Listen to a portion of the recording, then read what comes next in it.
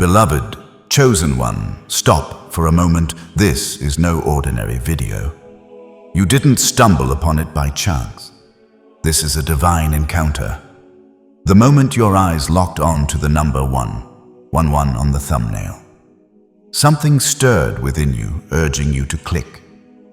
In the Bible, 111 symbolizes the Holy Trinity, Father, Son, and Holy Spirit, and a call to align with God's perfect will. It's a sign of spiritual awakening, a nudge from heaven that God is speaking directly to you. Why do you feel this pull? Could it be that your soul recognizes a pivotal moment where God is ready to unveil His purpose for your life?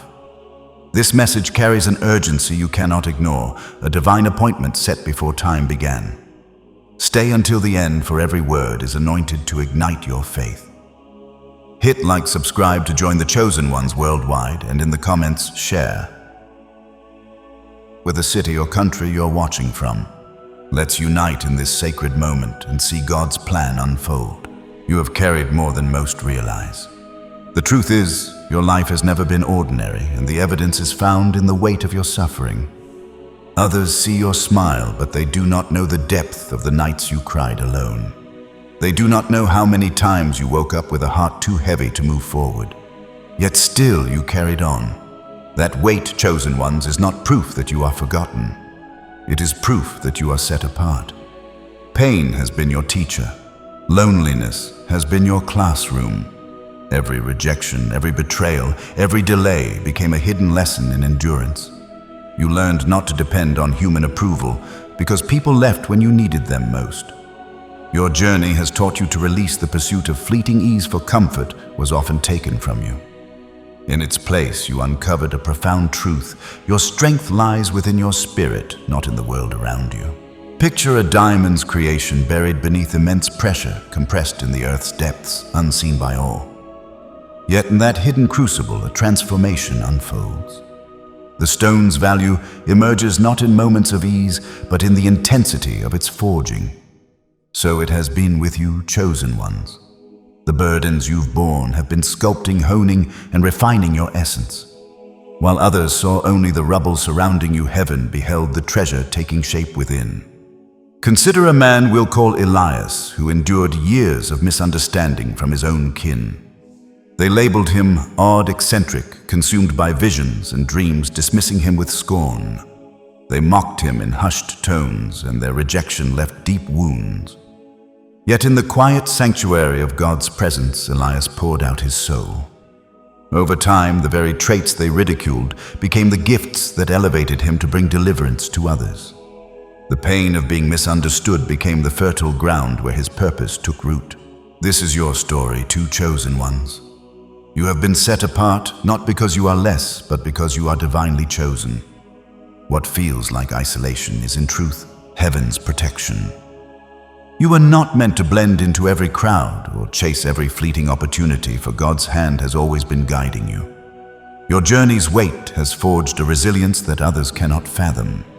While many would falter under the trials you faced, you stand tall, a testament to the mark of a chosen one. You are not allowed to be everywhere, to do everything, to blend with everyone, because heaven has always had its hand on you. You see, the weight of your journey has produced strength others cannot comprehend. Most people collapse under the trials you've endured, yet you are still standing. That endurance is not accidental. It is the mark of a chosen one. And though the enemy has whispered lies telling you that you are cursed, abandoned, or forgotten, the truth is that you have been refined by fire. James chapter 1, verse 12 confirms, "Blessed is the one who perseveres under trial, because having stood the test, that person will receive the crown of life that the Lord has promised to those who love him." This crown is not given to the comfortable, but to the faithful. Let these words settle in your heart. Nothing you suffered was wasted. Every tear carried weight in heaven. Each moment you chose to press on when surrender seemed the easier path was etched in heaven's records. You may have felt unseen in your sacrifices, but your Father witnessed every step. He saw you bear your burdens in silence, and He has crafted a crown for you, not of this fleeting world, but of eternal glory. Envision a tree enduring the starkness of winter, its branches bare, its leaves long gone, appearing lifeless to the untrained eye. Yet beneath the frozen earth, its roots delve deeper, readying themselves to draw life-giving water. When spring arrives, the tree is not dead, it has been in training. So it has been with your seasons of barrenness, chosen ones. You felt stripped bare, hollowed out, but your roots were stretching deeper into God's presence. Now, as the appointed season dawns, new life will burst forth. Do not scorn your scars, for they are proof of healing evidence that wounds have closed. To others, they may seem like flaws, but heaven declares them as testimony proof. You were struck, yet not broken, wounded, yet not forsaken. And now, at the appointed time, life will bloom again. Do not despise your scars. Scars are proof that the wound has closed, that healing has come. They remind you of what you survived, not what you lost. When others look at your scars, they may see weakness, but heaven says, evidence. Evidence that you were struck but not destroyed. Evidence that you were wounded but not abandoned. Chosen ones, your suffering has set you apart. You are not like the rest, and you were never meant to be. While others chase the glare of recognition, you've learned to seek God in the quiet shadows. Where some hunger for the crowd's applause, you've attuned your heart to His gentle whisper in the stillness. This separation, though painful, has been sacred. So now raise your gaze, chosen ones. Do not let shame convince you that your trials signify failure. They proclaim the opposite, a resilience forged within you. A weight of glory has been entrusted to you, and a crown awaits. Consider this truth. Diamonds do not form in ease, nor do trees grow tall without weathering storms. Likewise, God's chosen ones are not shaped in comfort. They are molded in the fires of adversity. Your story is one of divine craftsmanship, and heaven is preparing to unveil its brilliance. Stand firm, for you are being readied to shine with a light that no darkness can dim. Others may crave the spotlight, but you learn to find God in the shadows. Others may seek applause, but you learn to hear His whisper in silence. This separation has been painful, yes, but it has also been holy. So now, lift your head. Do not let shame convince you that your suffering means failure. It means the opposite. It means endurance has been built in you. A weight of glory has been deposited, and a crown is being prepared. Remember this, diamonds are not formed in comfort. Trees do not grow tall without storms, and the chosen ones of God are not raised in ease. They are forged in fire. You are a force that unsettles darkness, though you may not yet grasp the magnitude of your impact. The struggles you faced were not mere chance, they were signs of your significance. The adversary does not expend effort on those who pose no danger. The fact that you've been targeted by trials is evidence that heaven has set its seal upon you. Every assault, every murmur of fear, every unexpected tempest was crafted to quench the radiance within you. Yet here you stand unyielding. Darkness cannot endure your presence, for your spirit blazes with divine light. You've entered spaces where the very air seemed to shift, not because of your earthly identity, but because of the spiritual authority you carry. Others may have felt uneasy, sensing the unseen power you wield. This is why opposition pursues you, because the enemy quakes at the thought of your existence. You terrify darkness, and you don't even realize how much. The battles you faced were not random. They were evidence. The enemy does not waste resources on those who pose no threat. The fact that hell has targeted you is proof that heaven has marked you. Every attack, every whisper of fear, every sudden storm was designed to silence the light inside you. Yet you are still here. Darkness cannot stand in your presence because your spirit carries fire. You've walked into rooms where the atmosphere shifted without you saying a word. People felt uneasy not because of who you are in nature, but because of what you carry in the spirit. Your presence unveils what others seek to conceal, for light reveals all that is hidden. Imagine a torch borne into a cavern's depths. Darkness has no power to resist. It cannot plead or bargain. It simply vanishes before the lights advance. That is your essence, chosen ones, a bearer of radiance that doesn't merely endure the night, but commands it to flee. Yet beware the temptation to dim your glow, to shrink into obscurity, to feign ordinariness. You may have thought, if I stay silent, the assaults will cease. But your silence would hand victory to the enemy. You are not destined to conceal your light. You are called to let it blaze boldly. Recall a young man whom we'll name Daniel, who sought to live quietly, steadfast in his faith. Yet those around him could not bear the excellence that radiated from him. They conspired against him, casting him into a den of lions to silence his devotion. But the lion's jaws were sealed, and Daniel's God was exalted before rulers, his obedience a beacon that shook the darkness and magnified divine power. Light exposes, and your very being reveals what others try to keep hidden. That is why resistance comes, because the enemy trembles at your existence. Think of a torch carried into a cave. The darkness has no choice but to flee. It cannot be argued. It cannot negotiate. It simply disappears in the presence of light. That is who you are, a carrier of light that doesn't just survive the night. It forces the night to retreat. But here's the danger: you've been tempted to minimize yourself, to shrink down, to pretend you are ordinary. You've thought, maybe if I just stay quiet, the attacks will stop. Yet your silence would be the enemy's victory. You are not called to hide your flame. You are called to shine it boldly. There was a young man once. Let's call him Daniel. He tried to live quietly, faithfully, but those around him could not tolerate the spirit of excellence upon him. So they plotted against him. They threw him into the lion's den, hoping to silence his prayers once and for all. Yet what happened? The lions' mouths were shut, and Daniel's God was glorified before kings. His obedience did not only save him, it terrified darkness and revealed God's power. So it is with you.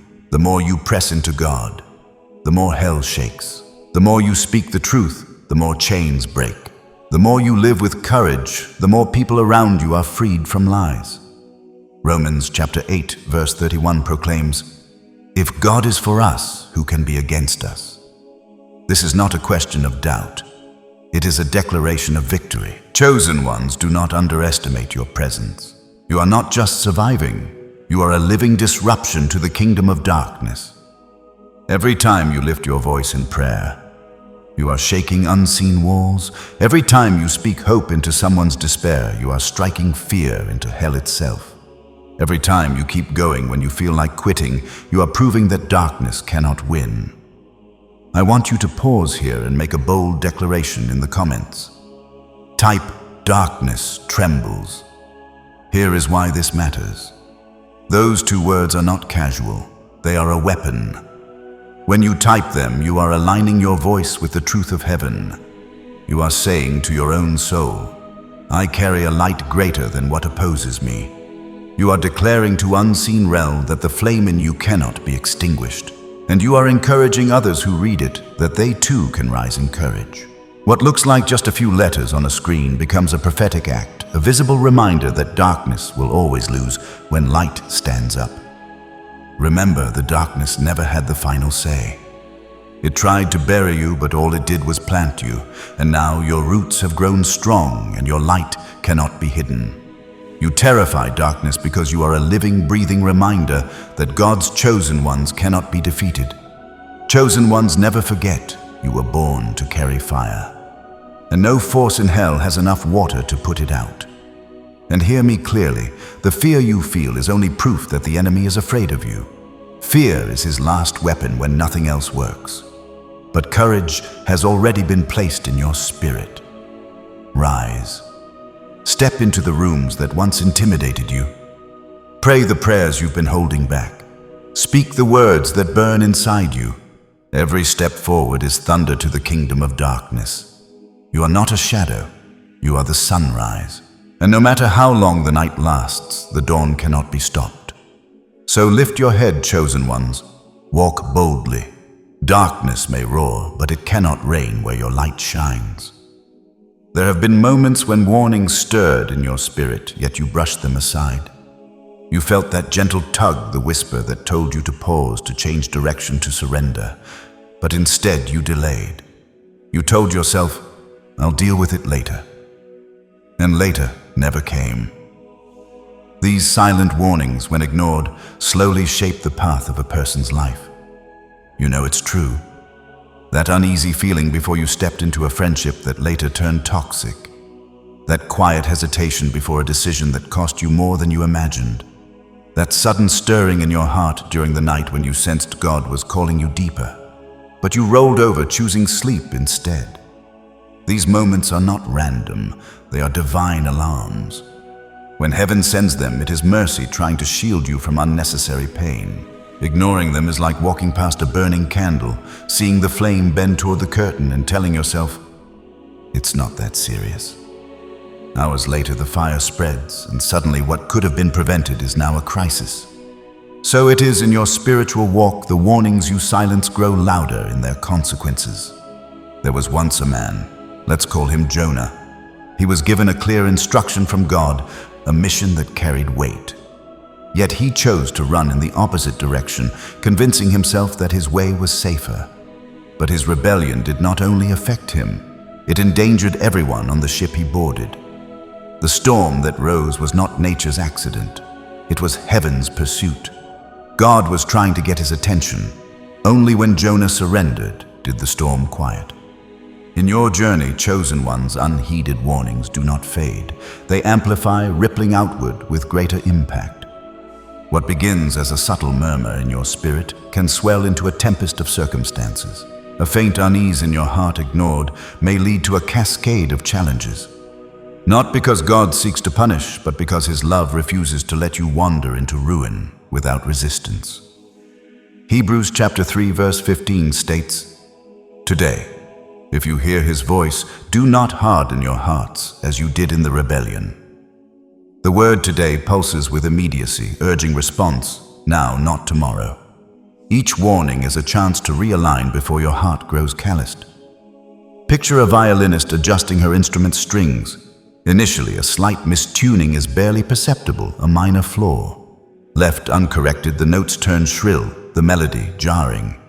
So it is when you dismiss the Spirit's gentle prompting, disharmony creeps into your life, eroding peace until it's overtaken by discord. The tragedy lies in mistaking mercy's soft call for insignificance. This is the nature of ignored warnings. They escalate.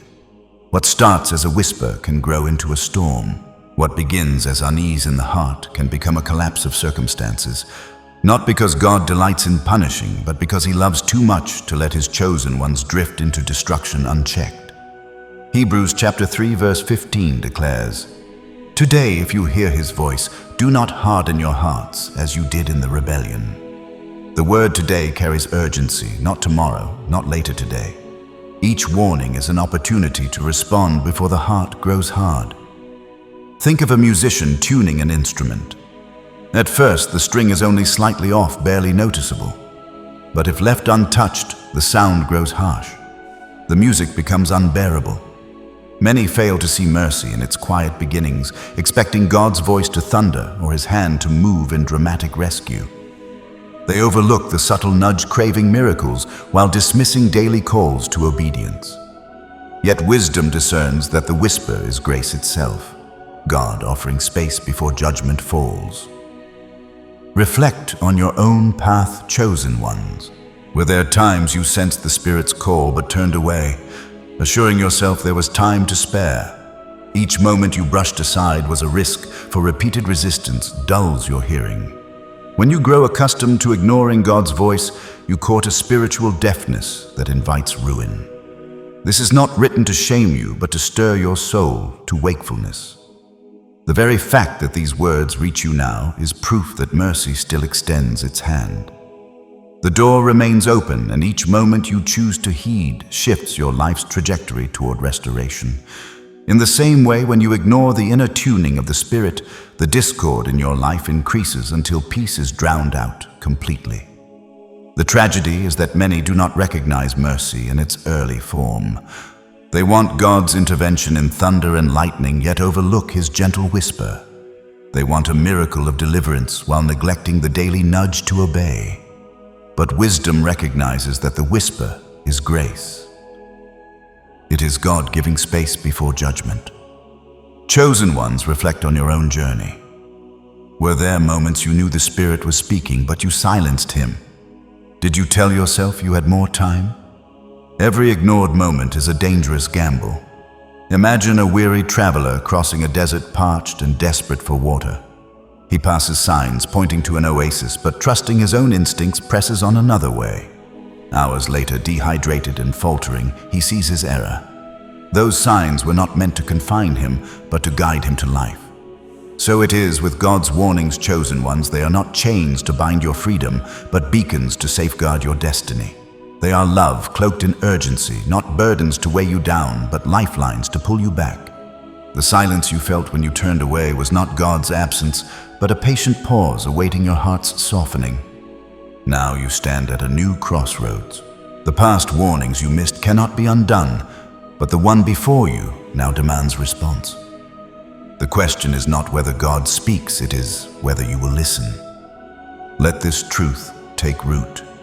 Every nudge is a gift, every correction, a mercy, every warning, a step toward the fullness of your calling.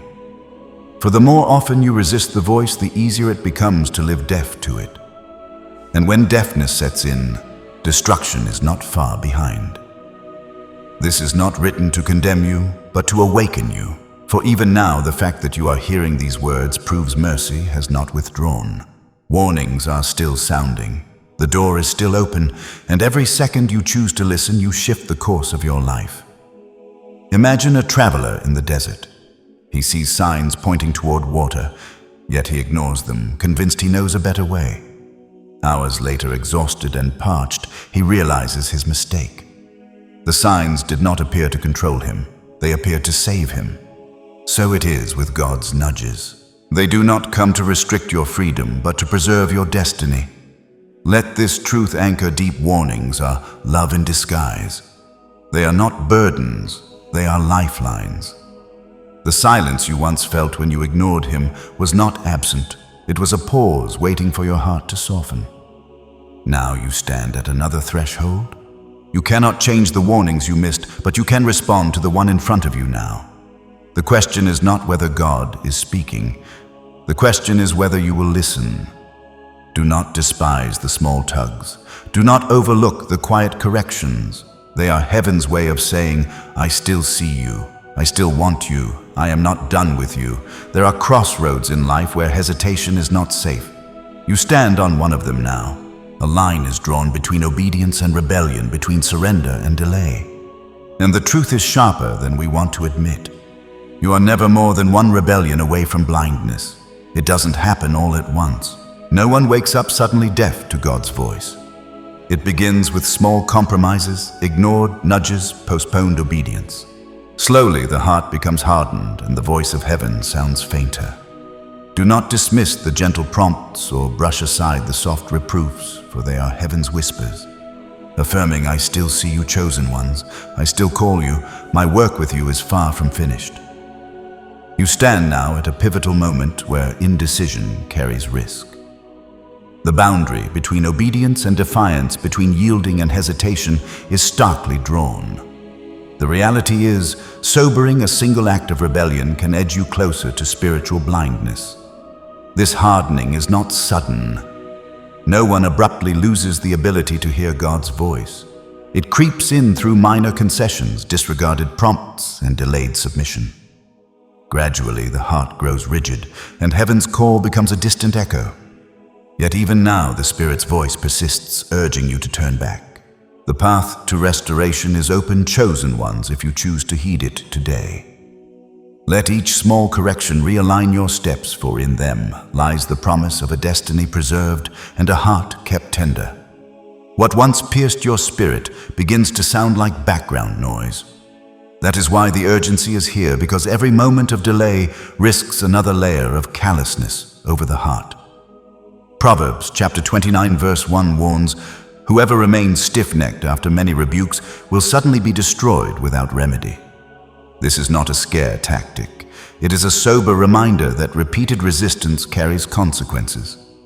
The danger is not that God stops speaking, it is that we stop hearing. Think of eyesight. When someone loses vision gradually, they often don't notice at first. The changes are small, subtle, but by the time they finally recognize the decline, much has already been lost. Spiritual blindness works the same way: one ignored warning, one small rebellion, one delay at a time. Then, suddenly, the person who once carried fire walks in darkness without even realizing it. And yet, mercy speaks still. Right now, in this very moment, God is sounding the alarm in your life, not to condemn you, but to save you from drifting into silence. His voice is not here to shame you. It is here to awaken you. Chosen ones, let these words sink in. Your obedience matters more than you know, not just for you, but for the generations tied to your calling. The enemy wants to convince you that your decisions are private, but they are not. Every choice you make ripples into the lives of those around you, family, friends, even strangers you may never meet. This is why I must ask you to respond in practical ways, not out of pressure, but as an act of alignment. If these words are stirring something deep in you, share this message. Let others hear what you are hearing, like this, so it does not disappear from your feed. Subscribe so you don't miss the next word heaven places in my mouth for you. These simple acts are not just clicks.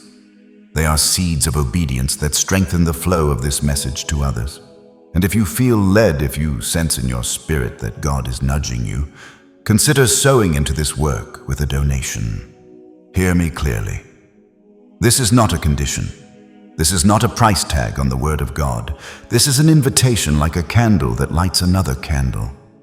Your generosity becomes a flame that keeps this light burning for others desperate for hope. Imagine a well in a village. The water flows freely, but it takes resources to keep the rope strong, the bucket whole, the path clear. When you give, you are not buying the water. You are helping keep the well open for those who will come thirsty tomorrow. That is what your donation does. It ensures messages like this reach those still wandering, those waiting for a word to pull them back from the edge. Think of a bridge over a deep river. Many stand on one side longing to cross into safety, but without support, the bridge cannot hold. When you give, you are not buying passage. You are strengthening the bridge itself so countless others can cross into hope. Your generosity becomes the wood, the nails, the ropes that make the way possible. And one day you will realize that souls found safety because you helped hold the bridge steady. And if right now you cannot give, hear me again. You are not less seen. You are not excluded. You are not unloved. God looks at the heart, not the amount. Some will give financially. Some will give by prayer. Some by sharing this message with a friend who needs it. All of it is sacred when it flows from obedience. But if you can, if you feel the Spirit tugging you, let your generosity become part of the story of someone else's salvation. One day in eternity, you may meet a person who says, "Because you gave, the message reached me. Because you sowed, my life was spared." What a crown that will be on your head. So do not ignore the urgency. Don't let hesitation harden your heart. Today is the day to choose light, to choose obedience, to stand boldly. Whether it is your commitment in prayer, your decision to share, your step to subscribe, or your seed of donation, do it as an act of love, not obligation. You are standing at a crossroads. One step leads toward clarity, the other toward blindness, and the choice is yours. But remember, this obedience is never wasted. Heaven sees it, heaven records it, and heaven rewards it. There are moments in your journey when heaven does not simply whisper. It draws a line in the sand and asks for your response. You have come to one of those moments now. This is not just teaching. It is a turning point, a season where God Himself is saying, "Declare where you stand." You have been chosen not only to survive, but to bear fruit. The weight of your calling is not random. It is not fragile. It is not temporary. It is eternal. That is why your life has felt like constant pruning. Heaven has been cutting away what could not remain so that you might carry what will last. Ephesians chapter 2 verse 10 affirms, "For we are God's handiwork, created in Christ Jesus to do good works, which God prepared in advance for us to do." This means your path is not accidental. It was prepared long before you knew to walk it. But appointments require alignment. If you are chosen, you cannot walk in delay. If you are appointed, you cannot live in disobedience. Fruit that remains cannot grow in soil that refuses water. That is why this moment requires something from you, a prophetic act that says, I'm not just listening, I am stepping into my calling. Imagine a soldier standing in formation. The commander calls his name, and the soldier responds not only with his voice, but with his posture. He straightens, he prepares, he signals, I am ready for the mission. That is what you are being asked to do now, not just hear, but answer. And here is how I invite you to do it. Go to the comments and type this prophetic number, 1. Why? 1 because this number carries a prophetic picture of God's foundation. Think of it like the four walls of a house, strong, balanced, secure, able to withstand storms. When heaven builds in fours, it speaks of stability and completion. To write 111 is to declare, Lord, I choose to be rooted in your foundation. I will not be shaken. I will not drift. I will live in your order. Each digit is a brick. 1-4 reminds you that God is your refuge. The second 4 affirms that your steps are aligned with His will. The third 4 proclaims that His protection surrounds you on every side. Together, 111 becomes a wall of strength in the spirit. So when you type it, do not type carelessly. See it as laying stones in your future. See it as writing your name on heaven's blueprint. See it as a covenant act that marks this day forever. Do not underestimate the weight of public declaration. Silence often feels safe, but silence robs you of breakthroughs. There is power in confessing with your mouth, or in this case, your fingers. When you write it, you anchor it. You remind yourself and you remind the unseen realm, I belong to God, and I choose alignment today. Think of it like planting a flag on new territory. The land may have been fought over, but when the flag is raised, ownership is declared. Typing 111 is you raising your banner in the spiritual realm, declaring that your life belongs to God's kingdom order. Do not be passive with this. You may think it's just a number in a comment section, but heaven often uses the simplest actions to unlock the greatest shifts. Moses raised a staff and the Red Sea split. Joshua marched around Jericho and walls crumbled. A boy gave 5 loaves and 2 fish and thousands were fed. Small actions, eternal impact. So let your action today be this prophetic step. Write it boldly. Let it be a marker in time that you can look back on and say, that was the day I aligned my life with heaven's order. Chosen one, your fruit will last, but only if you remain rooted in obedience. Do not ignore the pruning. Do not fear the process. And above all, do not miss the moment to declare your yes. Heaven is waiting. And hear this carefully. Foundation is not glamorous, but it is everything. Nobody celebrates when the concrete is poured. They wait until the building rises. Yet, without the hidden strength beneath the ground, no structure survives the storm. That is why heaven is calling you now to strengthen what is unseen. Your declaration of 111 is not for applause. It is for alignment. It is for building what eyes cannot see, but what eternity will reveal. So let this be your moment. Place your stone. Write your yes. Anchor your life on the foundation God prepared for you long before the world even knew your name. You were never meant to blend in. That's why you have always felt the tension between who you are and the world around you. You tried to fit into the patterns of others, but something in your spirit resisted. While they moved easily with the crowd, you felt a weight pulling you away from the noise. This separation was not rejection, it was design. Chosen ones, heaven never created you to live an ordinary life. You are set apart, marked for something beyond survival. And though that separation has often hurt, though it made you wonder if you were broken, the truth is this: you carry a distinction that ordinary lives cannot bear. Consider the image of oil and water. No matter how much you stir, they do not mix. You can try to force them together, but eventually the oil rises set apart by its very nature. That is you. You may have tried to dissolve into the crowd, but your spirit always rises because it was never made to settle. There was once a man named Jeremiah. He longed for normalcy, for quiet, for peace. Yet every time he tried to be silent, the fire of God's word burned in his bones. He confessed, "I tried to keep it in, but I could not."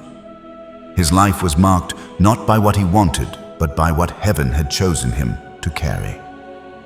And so it is with you.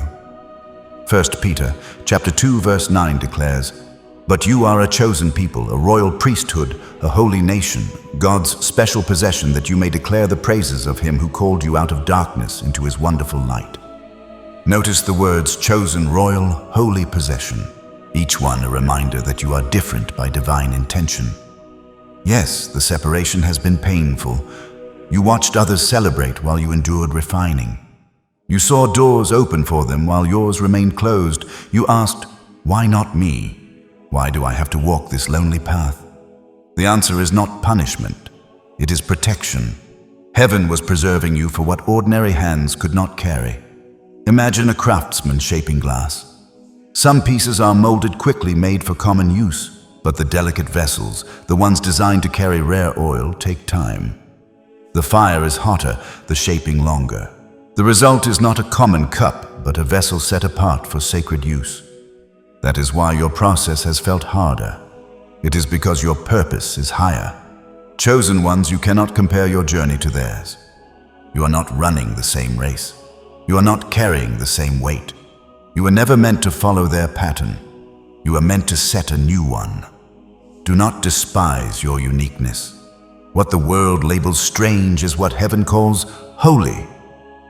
What others dismiss as too much is what God has placed in you as just enough to break chains. You were not made to echo their voices. You are made to release your own. Think of salt. It is small, ordinary in appearance, yet when mixed into a meal, it transforms the flavor. Without it, everything is bland. In the same way, your presence brings distinction. You may not see it, but others feel it. They may not always celebrate it, but they cannot deny it. And here is the truth. Your separation is not ending. It is deepening. As God draws you higher, the distance between you and the world will grow. But instead of resenting it, you must embrace it. For your light shines brightest when it is not swallowed by the crowd. This world does not need more copies. It needs originals. And that is why God has marked you. You were not placed here to mimic, but to manifest, to show a reflection of heaven that only you can carry. So stand firm in your identity. Do not dilute yourself to be accepted. Do not bury your gift to feel normal. Normalcy is not your calling. Royalty is. The crown upon your life will never fit if you keep trying to wear the world's mask. Chosen one, hear this clearly. You are set apart not for isolation, but for impact. You were not removed from the crowd to be lonely. You were lifted from it to be a light. Your difference is your destiny.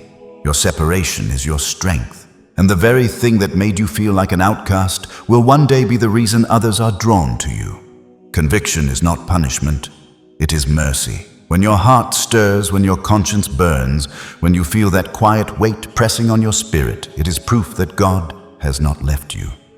Silence would be the true danger. Conviction is heaven's way of saying, "I still want you. I still see you. I am not done with you." Chosen one, you must understand this clearly. The ache inside you when you drift is not condemnation. It is called. It is the voice of a father who refuses to give up on his child. If you were abandoned, you would feel nothing, but the fact that you still feel pulled toward him is the evidence of his relentless love. Think of a shepherd and his sheep. The one who wanders far does not lose value in the shepherd's eyes. Instead, the shepherd leaves the 99 to pursue the one. The moment he finds it, he does not strike it down. He lifts it onto his shoulders and carries it back. That image is conviction. It is not the rod of punishment, but the hand of rescue. Hosea chapter 6 verse 1 invites, "Come, let us return to the Lord. He has torn us to pieces, but he will heal us. He has injured us, but he will bind up our wounds." Notice the tenderness. Even when discipline comes, it carries healing in its hands. Conviction, then, is a gift. Yet so often people mistake it for judgment. They run from it, bury it, try to silence it. They drown it in noise, in distraction, in compromise. But conviction is not a voice to be silenced. It is a flame to be followed. Consider the image of a compass. When you stray off course, the needle trembles, pointing you back to true north. You can ignore it, walk in the wrong direction, pretend you do not see it, but the compass is not accusing you. It is guiding you. That is conviction, the inner needle of the Spirit pointing you back to the path of life. There was once a man, let's call him David.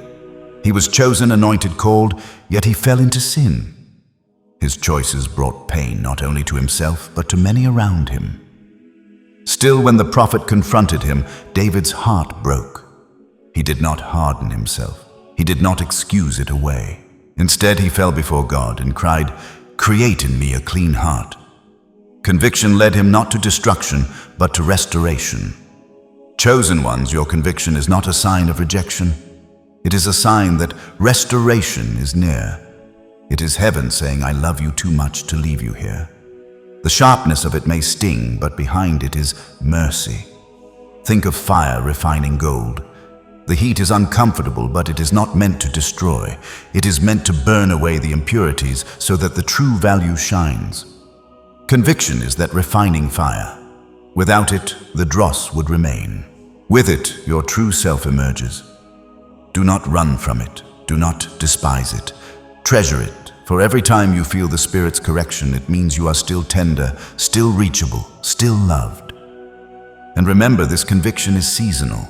The more you resist it, the quieter it becomes. Hearts harden, ears grow dull, eyes lose sight. That is why you must respond quickly when it comes. For every moment of tenderness is a gift, and gifts are not guaranteed tomorrow. Chosen ones, you are still in the season of mercy. If you feel the stirring, it is proof the door is not shut. Walk through it now. Do not delay. Let the tears come. Let the surrender rise. Let the compass point you home. For conviction is not the chain of a prisoner. It is the key of a father unlocking the gate. It is not the hand that pushes you away. It is the hand that pulls you back. And as long as you feel it, you are not lost. So let your heart stay soft. Let the flame of conviction keep burning. When you feel that gentle weight in your chest, don't run from it. Lean into it. It is proof that God has not given you over. It is proof that heaven's eyes are still on you. Conviction is mercy disguised as fire. It burns but only to heal. It pierces but only to guide. And every time you answer it, you step further into the destiny that has been waiting for you all along. There are moments when silence cannot remain. Your voice carries weight in heaven and in the unseen realm. When you speak, when you confess, when you put truth into words, it becomes more than sound. It becomes a weapon. That is why the enemy has worked so hard to quiet you. He knows that when a chosen one opens their mouth, chains break.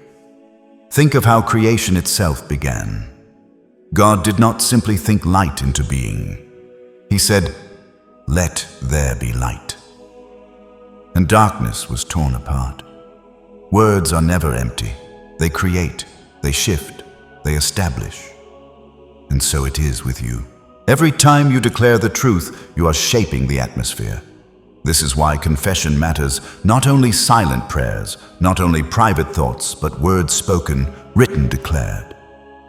Joshua chapter 24, verse 15 proclaims, "But as for me and my household, we will serve the Lord." This was not whispered. It was a declaration. Joshua marked his territory with words. His household belonged to God, and no one could mistake it. Your words do the same. When you declare, you draw a line in the sand. You announce to the unseen, "This life belongs to God." You affirm to your own soul, "I choose His way." You remind the darkness, "You cannot have me." There was a man once, let's call him Caleb. He stood with 10 others who saw giants in the land. 10 confessed fear, but Caleb spoke faith. "We can certainly take it." His words separated him from the crowd. And history records that Caleb, not the fearful 10, entered the promise. His confession changed his destiny. Chosen ones, you must not underestimate this. What you type, what you say, carries power. That is why, right now, I invite you to step into a prophetic act in the comments. Type these words: faith over fear. Here is why it matters. When you write faith over fear, you are doing more than echoing words. You are declaring alignment. You are telling your soul, fear no longer dictates my steps. Faith does.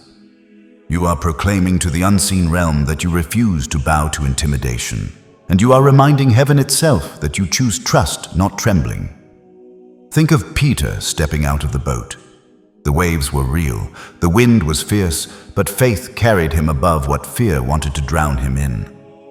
That's the power of your declaration. When you type it, you are stepping out of the boat. You are saying, even if the storm rages, I will walk on the water with my eyes fixed on Jesus. And do not overlook the ripple. Someone reading your comment may feel crushed under fear. They may be seconds away from surrendering to despair. But when they see faith over fear written by you, it may ignite courage in them to rise again. Your declaration becomes their lifeline. This is not small. This is not casual. This is warfare. Every letter you type is like an arrow aimed at fear itself. Every word pushes back the shadow that has tried to paralyze you. So make it personal, make it bold, and let it be heard in both heaven and earth. Faith over fear. When you write it, don't just see words on a screen. See it as a sword in your hand. Faith is not abstract. It is an active stance against the spirit of fear. Fear tells you that you are weak, that you are alone, that the storm is too big. Faith answers, my God is greater. My steps are ordered, and my life is secure in Him. Take a moment and remember the times when fear tried to trap you, fear of rejection, fear of failure, fear of the unknown. Yet even then, something in you pushed forward. That was faith whispering, keep walking. And here you are, still standing. Fear did not win then, and it will not win now. When you type faith over fear, you're setting a new pattern for your life. You're reminding yourself that fear may knock, but it does not get to live in your house. You're building a wall around your heart that says, this territory belongs to faith. Others will read your words and feel the same courage rise. That's the hidden miracle. You're not only strengthening yourself, you're releasing strength for others. One declaration becomes many. One light sparks 1,000. So let it be more than a comment. Let it be a covenant. Let it be your anchor in the storm and your banner in the battle. Faith over fear. There are battles you fight that are not only about you. They reach far beyond your own story. You carry a weight that is generational. The struggles you endure, the chains you break, the prayers you lift, all of them carve a pathway for those who come after you. You are a breaker of cycles, a builder of altars, a carrier of inheritance. Sometimes you wonder why your journey has been so heavy, why you felt resistance stronger than others, why the fight seemed unfair. But this is the reason your obedience is not for one life, but for many. The enemy sees the line of people attached to your calling. That is why the battle is fierce. Think of a tree.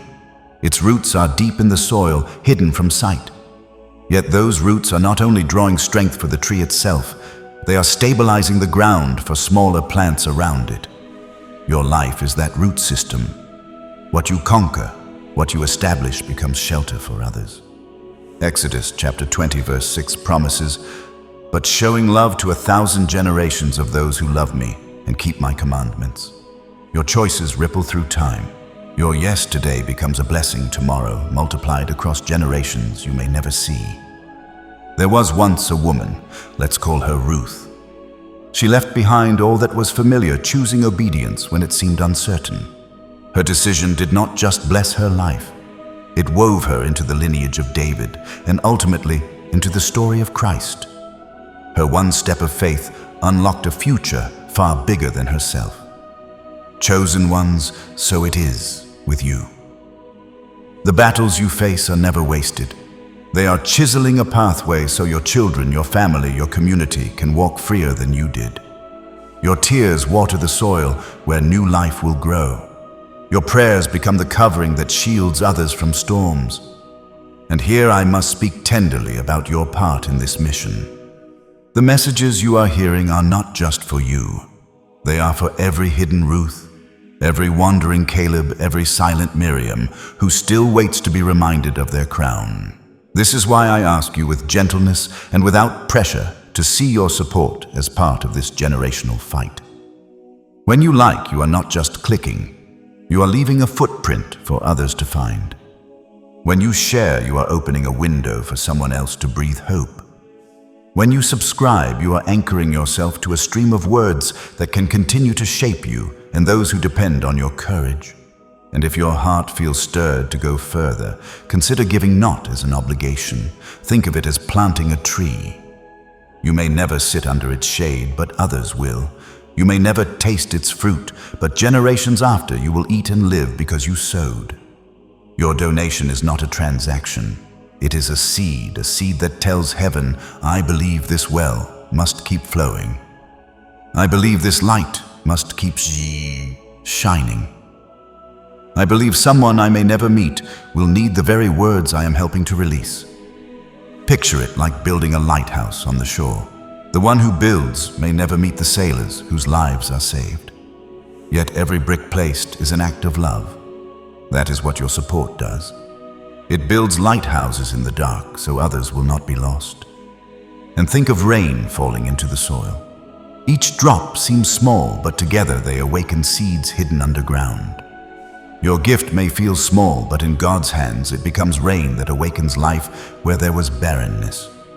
Someone's wilderness will bloom because of what you released.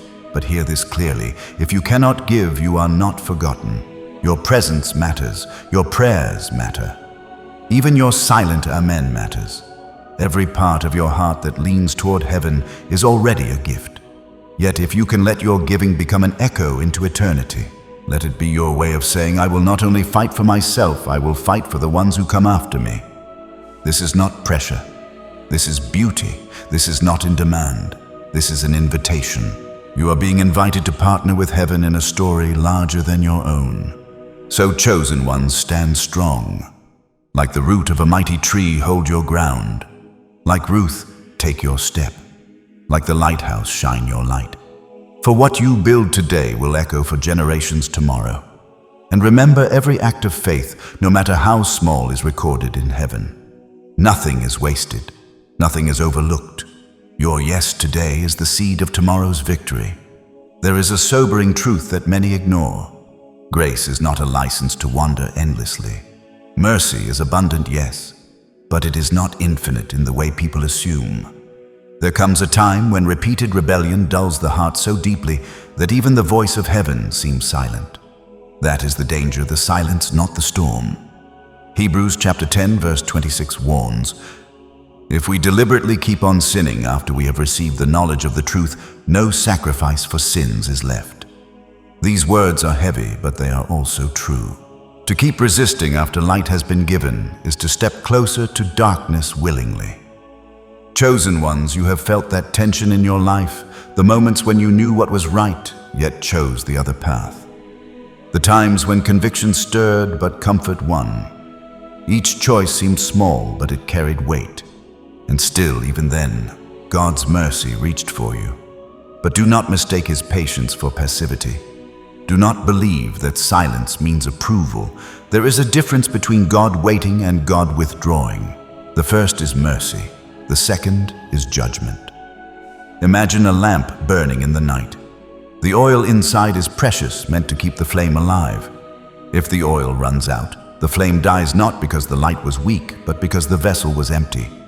That is what happens when the heart continues in rebellion without repentance. The flame of conviction dims until what once was bright is only smoke. There was once a King Saul anointed by God, chosen to lead his people. Yet he allowed pride and disobedience to rule his decisions. Each act of rebellion was small at first, but they piled upon one another. Eventually, the prophet Samuel spoke the devastating truth. The Lord has rejected you as king. Saul's tragedy was not one mistake. It was a heart hardened by repeated defiance. This is the warning not to paralyze you with fear, but to awaken you with urgency. The danger is not in stumbling. The danger is in choosing to remain fallen. The tragedy is not in weakness. It is in rebellion dressed as strength. Chosen ones, you are not meant to live in this cycle.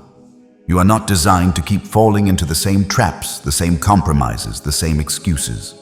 Heaven's call on your life is too precious for that. Think of clay in the potter's hands. When soft, it can be reshaped, reformed, molded into beauty. But when it hardens, it resists the shaping. It cracks, it breaks, it becomes unusable. That is what rebellion does to the heart. It makes you brittle, fragile, and unyielding. And in that state, even the gentle touch of the potter feels like pressure too heavy to bear. Yet even here, mercy speaks. The fact that you hear these words means your clay is not yet hardened. The fact that you feel the sting of conviction means there is still softness within you. The fact that you sense this warning means heaven has not withdrawn. Do not let the silence come. Do not let the flame die. Do not let rebellion build walls so high that you can no longer see the light. For once the silence settles, once the lamp is empty, the cost is immeasurable. Chosen ones, hear me. You are loved too much to be left in rebellion.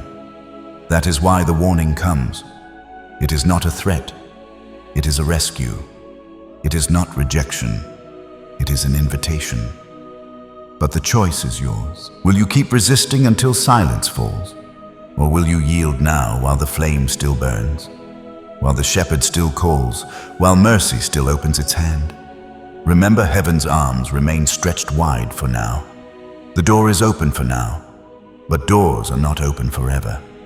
The oil will not last forever, and mercy will not always wait. Let your heart tremble at this truth, not to paralyze you, but to propel you into surrender. Because what is waiting on the other side of obedience is not punishment, but freedom. Not shame, but restoration. Not loss, but life. For when you finally yield, you will discover that the Father was never holding a rod to strike you. He was holding a robe to clothe you. He was waiting with a ring for your hand, sandals for your feet, and a table already prepared for your return. What seemed like the end was always meant to be a beginning. This is the mystery of grace. It warns fiercely, but it embraces tenderly, and it is reaching for you even now. There are crossroads in life where hesitation can no longer remain. You feel it even now, the weight, the stirring, the pull. Heaven is pressing on your heart to respond. This is not a chance. It is not a coincidence. It is divine timing. Chosen one, you are standing at the edge of a shift. What lies ahead is not merely a better season. It is aligned with the very reason you were born. That is why this moment feels heavier than others. That is why the message you are hearing pierces deeper than before. Joel chapter 3 verse 14 declares, "Multitudes, multitudes in the valley of decision, for the day of the Lord is near." In the valley of decision. You are in that valley right now, the place where choice becomes destiny. Do not think lightly of this. Decisions made here echo for generations. One yes can alter the course of your family line. One surrender can break chains that have been held for centuries. One declaration can open doors that would otherwise stay shut. And so I call you into a prophetic act. Go into the comments and type this number 555. Why 555? Because it speaks of divine grace multiplied. Grace is not just pardon, it is empowerment. It is the wind of heaven that pushes you forward when your strength fails. The number 5 represents grace, and 3 5s together shout of overwhelming mercy. Overflowing strength, abundant provision. When you declare 555, you are saying, I step fully into God's grace for my life. I will not strive for my own strength. I receive His power, His covering, His favor. Picture a runner exhausted on the track. Muscles burn, legs tremble. Then suddenly a breeze rises at his back, lifting him forward, carrying him where his own body could not. That is what grace does. That is what 555 declares. You will not finish this race in weakness. Heaven's wind will carry you. And understand this writing. 555 is not superstition. It is alignment. It is you saying, I choose to stand under the waterfall of God's mercy instead of the drought of my own effort. It is you acknowledging that your life is not sustained by chance, but by grace upon grace upon grace. Let this be your declaration now. There are seasons when God hides you, not because you are forgotten, not because you are unworthy, but because you are being prepared. The silence, the waiting, the unanswered questions, they are not punishment, they are processes. Chosen ones, think of Joseph. He dreamed of greatness, of influence, of purpose. Yet after the dream, he was thrown into a pit, sold as a slave, locked in a prison. For years, he was hidden, unseen by the world. But all along, God was shaping him into the man who would one day govern a nation and save countless lives. The hidden years were not wasted years. They were foundational years. Isaiah chapter 45 verse 3 promises, I will give you hidden treasures, riches stored in secret places, so that you may know that I am the Lord, the God of Israel, who summons you by name. There are treasures that only appear in the dark, riches that only form in secret. The waiting seasons are where God deposits what cannot be gained in the spotlight. Think of seeds planted in soil. They disappear, buried beneath the surface, where no one can applaud them. No one can celebrate them. Yet in that hidden place, roots are formed. Strength is developed. Without that secret growth, the seed could never survive the weight of fruit to come. That is what God is doing with you, building roots in the unseen so that your fruit will not be fragile when the world finally sees it. You have felt overlooked. Doors have closed. Opportunities seem to pass by. Others ran ahead while you were asked to wait. And you wondered, did I miss it? Was I disqualified? No, chosen ones, you were hidden by design. Heaven closed doors to protect you from premature exposure. What looks like delay is actually preservation. There was once a young shepherd boy named David. When Samuel came to anoint a king, David was not even invited to the gathering. His own family overlooked him.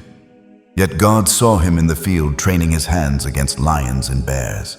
What seemed like obscurity was preparation for Goliath. And when the moment came, David was ready. Not because of public applause, but because of private preparation. Chosen ones, this is why you cannot despise your hidden seasons. They are not wasted, they are holy. In the silence, God is sharpening your discernment. In the waiting, He is strengthening your spirit. In the obscurity, He is developing your character. And when the appointed time arrives, you will not crumble under the weight of destiny. You will stand firm, rooted in secret strength. Imagine a sculptor working on stone. At first, the block looks rough, shapeless, ordinary. Yet with every strike of the chisel, a figure emerges. The process is long, repetitive, and often painful. But when the sculptor is finished, the stone reveals something breathtaking. That is what God is doing with you in this season. Every strike is shaping. Every delay is refining. Every hidden moment is preparing. And understand, this hidden does not mean abandoned. Forgotten by people does not mean forgotten by God. Even in the silence, His eyes are on you. Even while waiting, His hand is at work. There will come a day when the doors swing open. The spotlight will shine. The fruit will be visible, and the world will call it sudden. They will say, "Where did this one come from? How did they rise so quickly?" But you will know the truth. It was not sudden. It was years of roots, years of chiseling, years of hidden preparation. So do not resent the shadows. Do not curse the silence. Embrace them as proof that you are being crafted for more.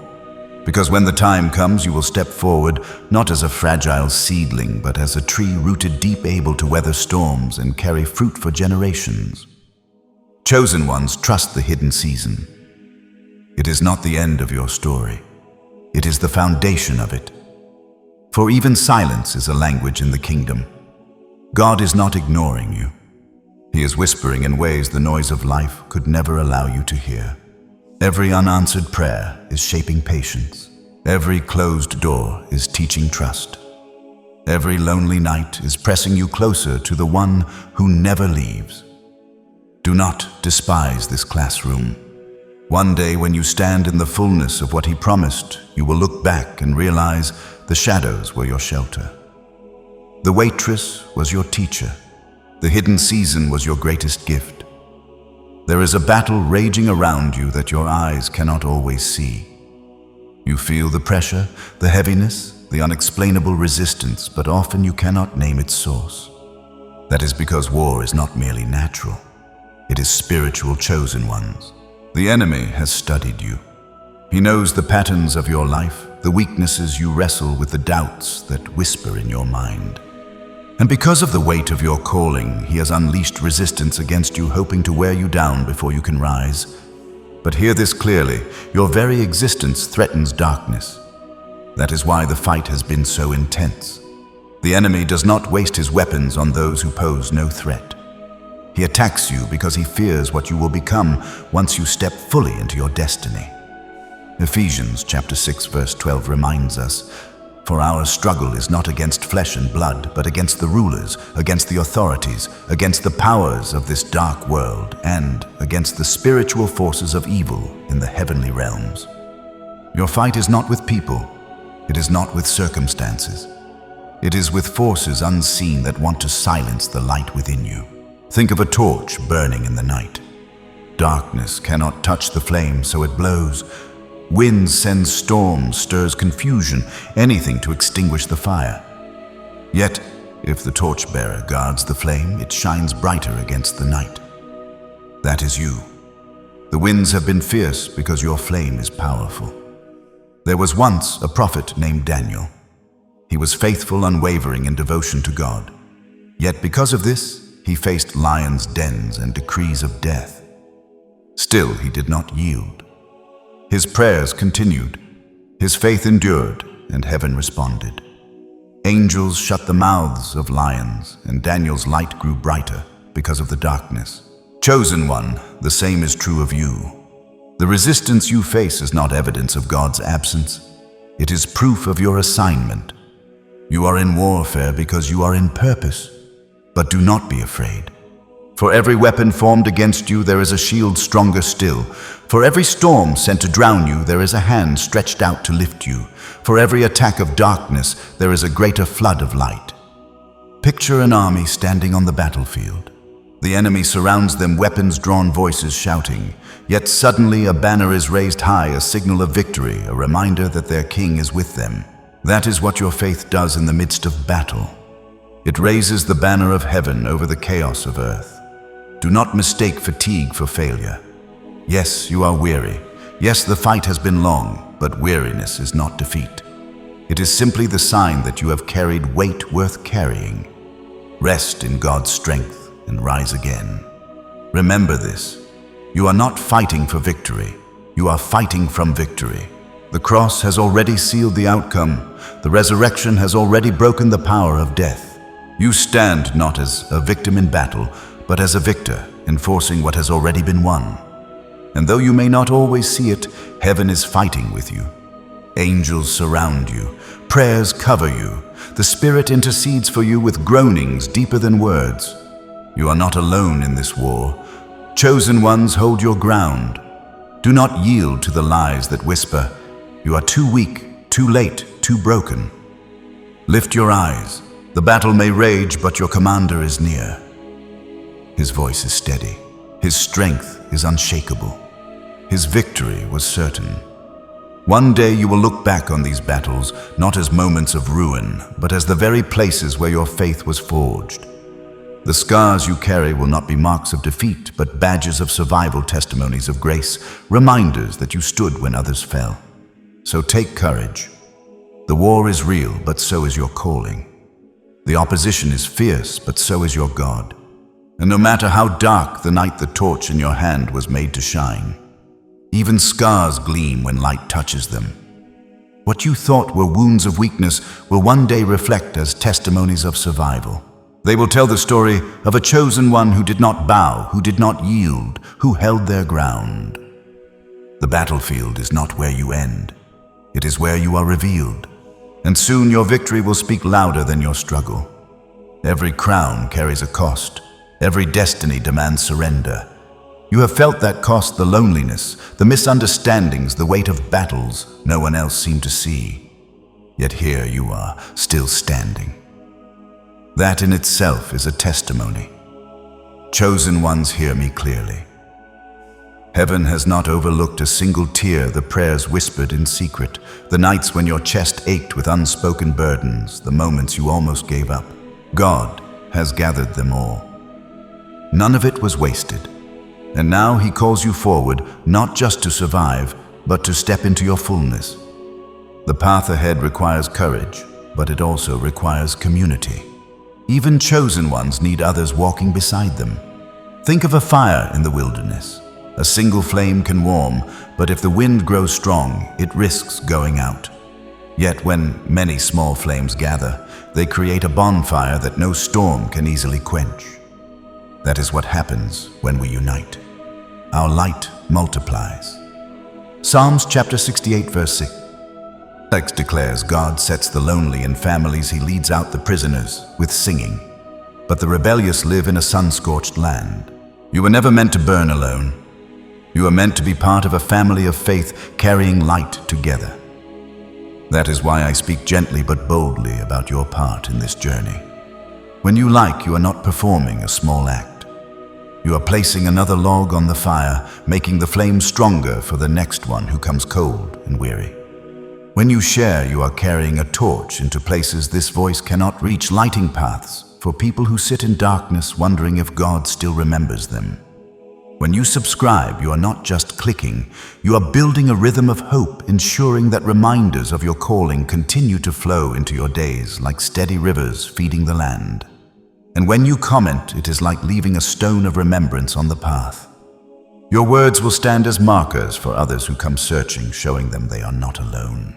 Imagine a weary traveler who almost loses the way, then finds the stones left behind by those who walked before.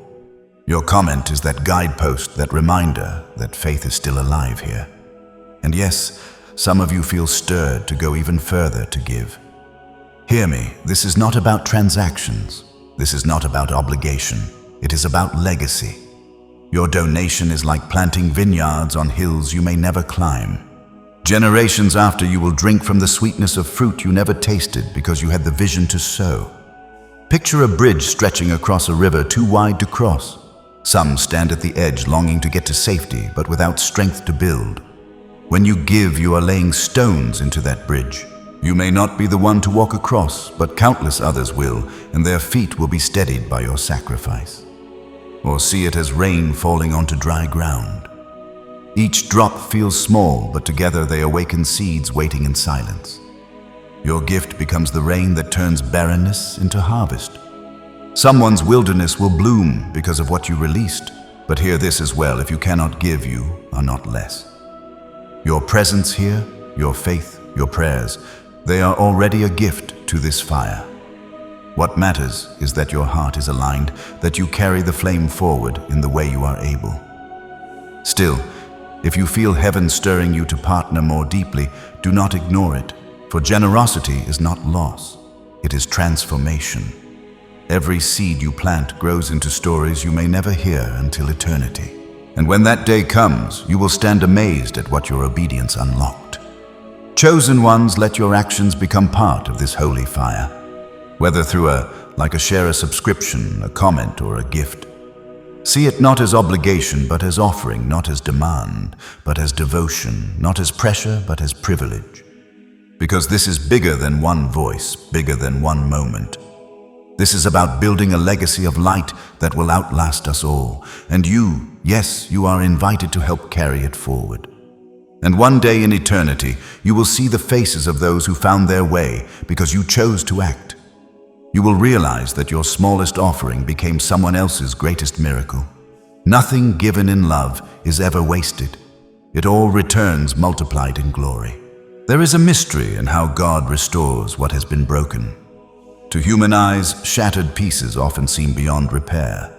Yet in the kingdom, what is fractured becomes the very canvas where His glory shines brightest.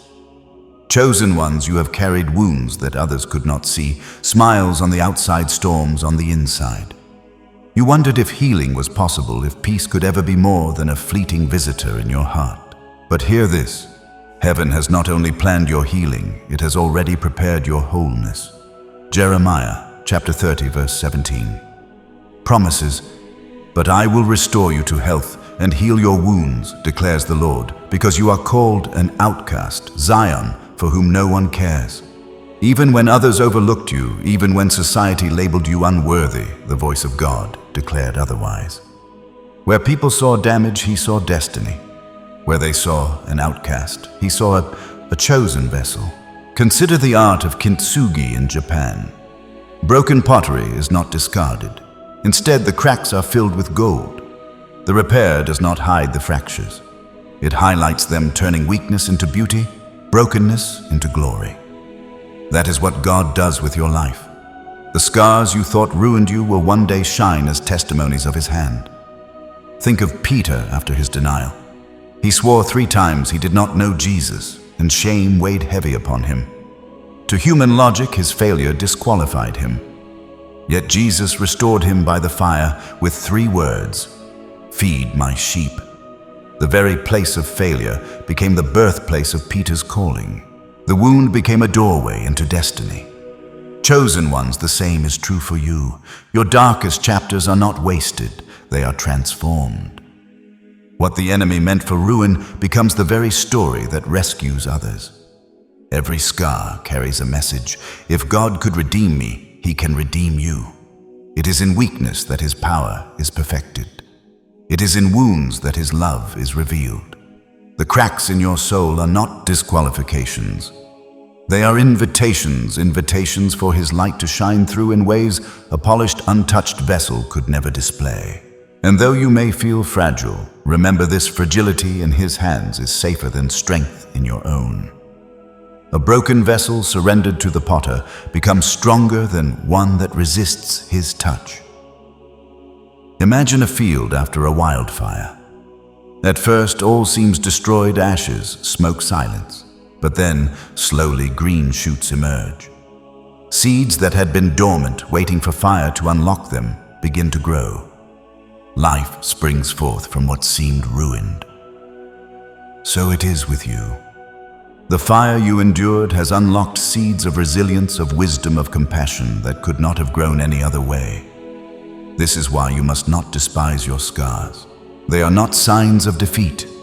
They are signs of survival, proof that the storm did not consume you, the darkness did not destroy you, the fire did not finish you. You are here, still breathing, still chosen, still carrying destiny. And know this, healing is not always instant, but it is always certain.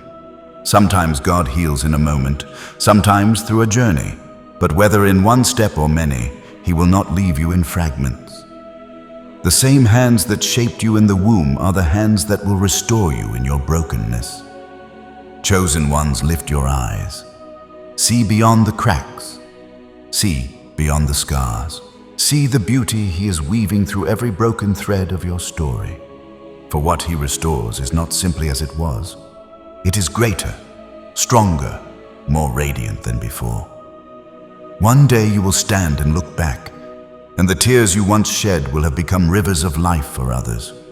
Your wounds will be songs of healing. Your scars will be bridges of hope, and your brokenness will be remembered not as the end, but as the place where glory began.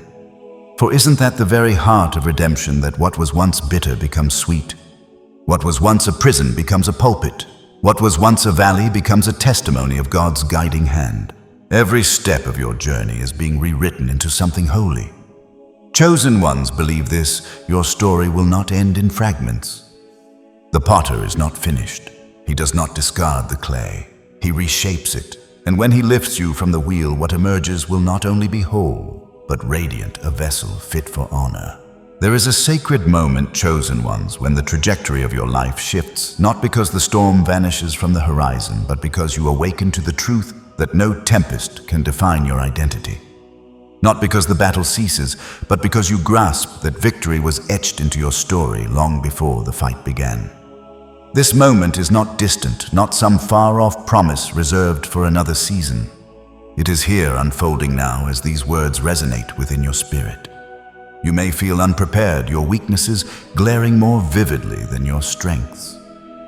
Doubts may linger whispering that you lack the qualifications for the path ahead.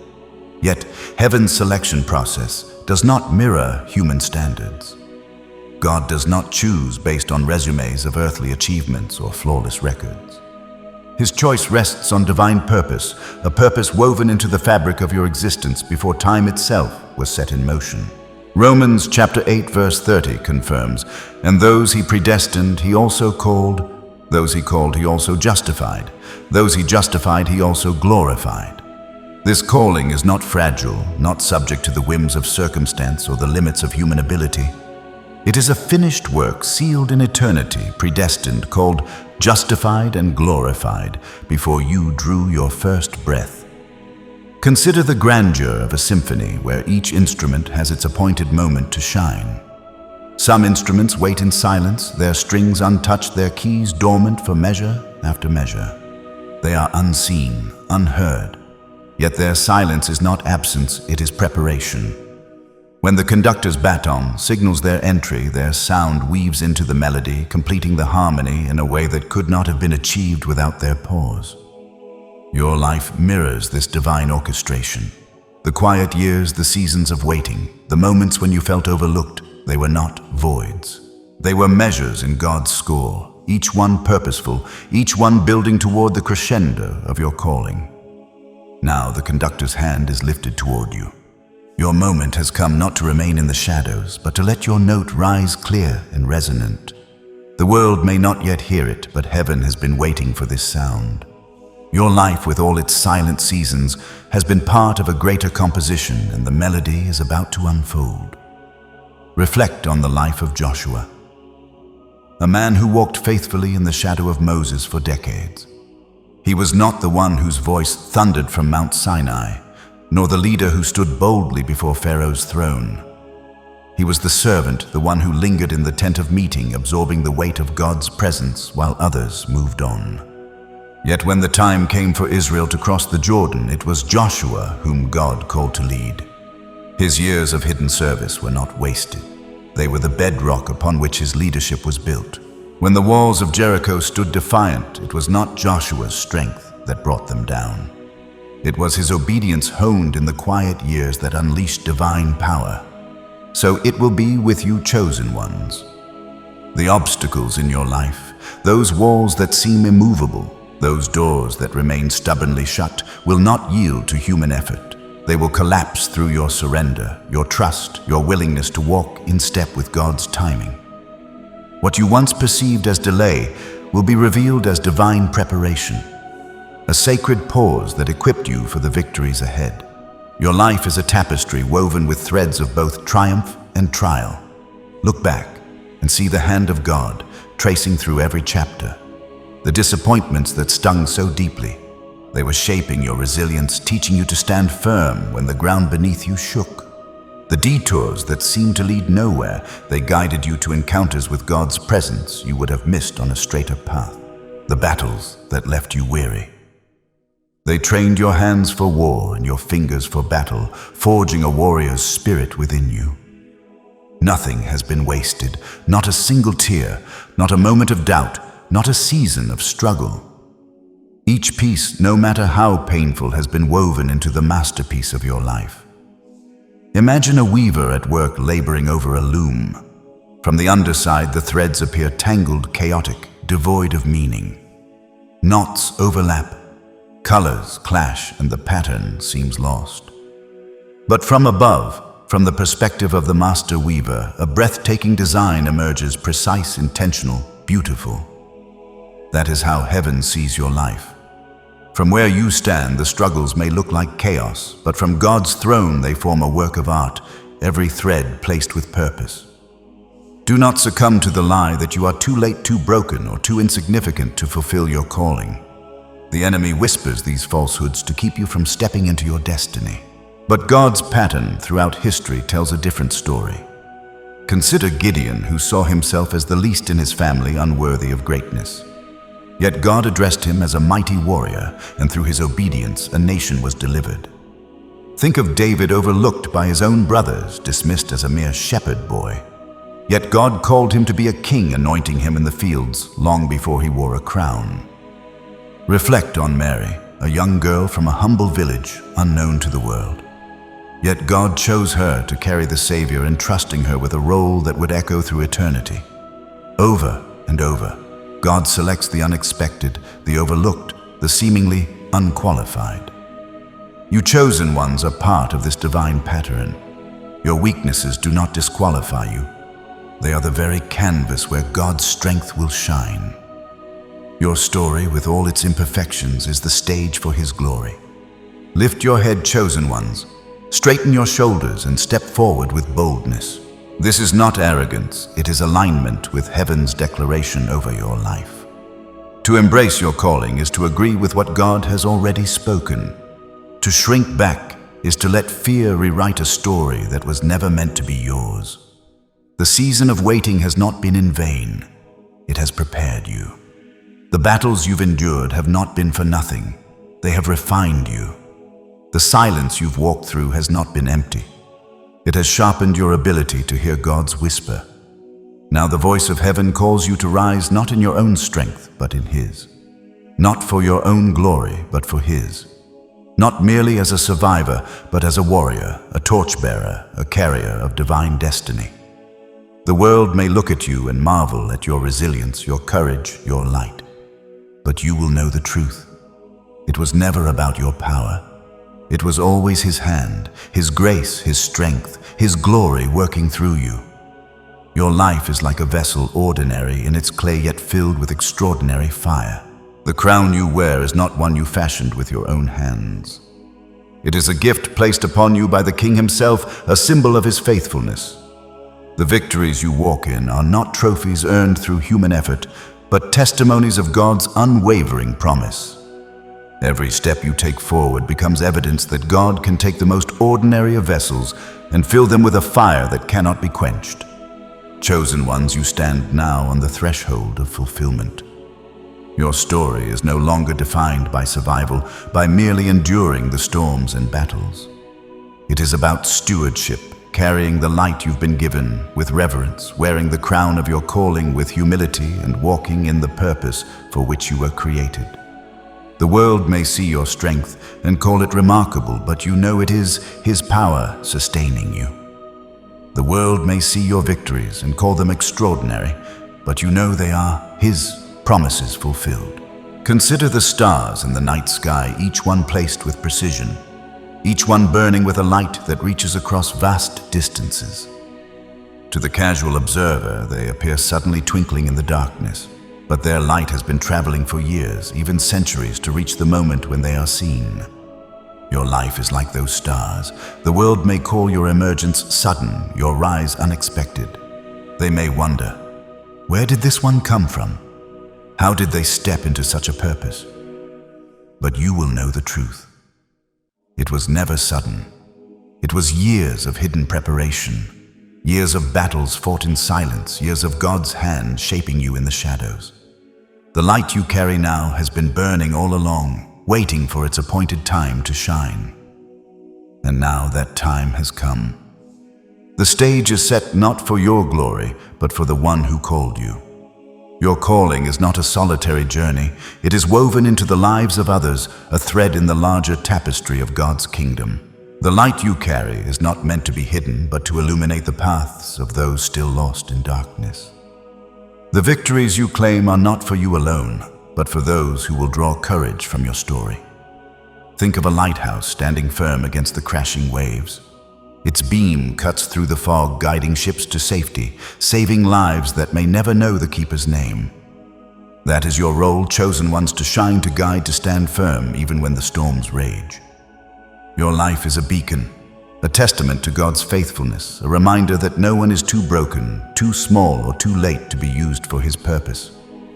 The enemy may have tried to extinguish your flame, to convince you that your story is over. But every breath you take is proof that his lies have failed. You are still here, still chosen, still burning with divine fire.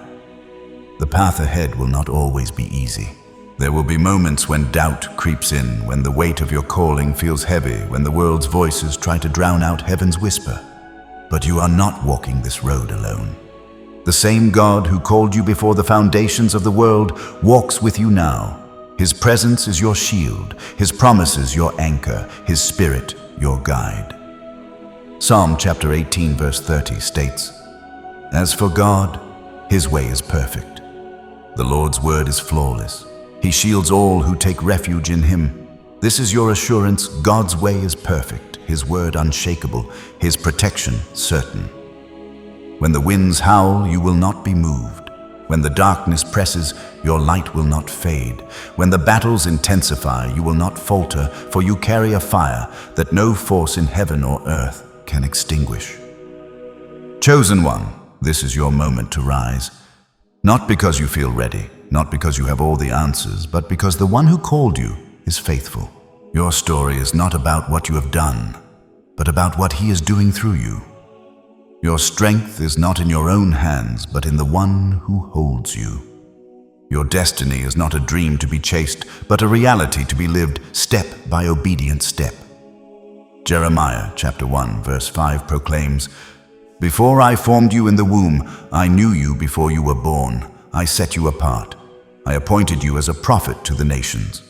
This is the truth of who you are known, set apart, appointed not by chance, but by divine design. The world may not yet see it, but heaven has always known. The battles may not yet be over, but the outcome is already secure. The crown you wear is not a reward for perfection, but a gift of grace, a symbol of a king who delights in choosing the unlikely. Step forward, chosen ones with courage and humility. Let your life be a song of praise, a testimony of redemption, a beacon of hope. The silent years have built your roots. The battles have forged your strength. The waiting has refined your heart. Now is the time to shine, not for your own sake, but for the glory of the one who called you. Carry your light with reverence, knowing that it was kindled by His hand. Wear your crown with humility, understanding that it was placed by His grace. Walk your path with boldness, trusting that every step is guided by His purpose. You are not chosen because of who you are, but because of who He is. And that chosen ones is more than enough. Chosen one, this is where our journey in these words closes, but your journey and destiny is only beginning. You have walked through valleys, faced shadows, carried burdens, and yet you are still here, not by accident, not by chance, by divine appointment. And now, as this message settles into your spirit, let me speak gently about your next steps. When you like this message, you are not merely tapping a button. You are pressing your agreement into the soil of destiny, leaving a visible sign that this word matters. When you share, you become a messenger yourself. Think of it as carrying a lantern into another person's night, a small light that could guide them home. When you subscribe, you are choosing to stay connected to the stream of encouragement and truth, much like a tree that stays rooted near living waters, always refreshed. When you comment, your words become stones of remembrance along the path. They are markers for others who will one day walk here, reminding them they are not alone. Someone walked this road before. And if your heart is stirred to go further, consider giving not out of pressure, never as obligation.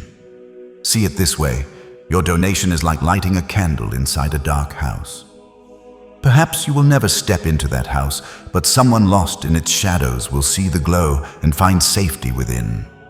That small flame may be the very hope that saves a life. Yet whether you give or not, whether you comment or not, hear this truth. You are loved. You are chosen. You are seen.